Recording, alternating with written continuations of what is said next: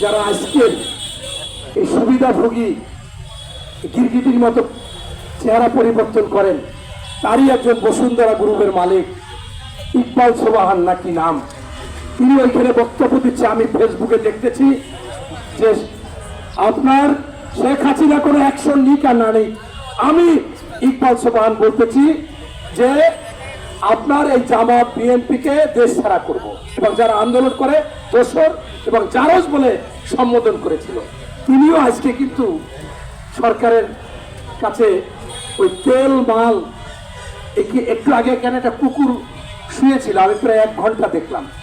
আমরা এই কথা টথা বলতেছিলাম, কিন্তু সে কিন্তু মহা শান্তিতে এই ভাইরা তুলে দিছে, নতুবা সে যেত না। ওর মধ্যেও শান্তি আছে, ওর মধ্যেও কিন্তু ওই যারা এই কুকুরকে নাম দিয়ে কুকুরের চেয়ে খারাপ ব্যবহার করে, তারাই হচ্ছে আজকের এই যে ডিজি, আজকের যে ওই মোস্তফা সরওয়ারের যারা নিয়োগকারী, এরা কিন্তু বাসায় বাসায়, এদের কিন্তু শান্তি নাই। এরা কুকুরের চাইতে দৌড়াচ্ছে, কার কাছে যাবে, কোন মন্ত্রীর কাছে যাবে, কোন নেতার কাছে যাবে, তার এজেন্ডা, তার লাভ, তার স্বার্থ বাস্তবায়ন করবে। এই কুকুর বা কুত্তাকে আমাদের একেবারে রোধ করতে হবে, ওদেরকে থামিয়ে দিতে হবে যে তুমি আর এগুলো করতে পারবে না।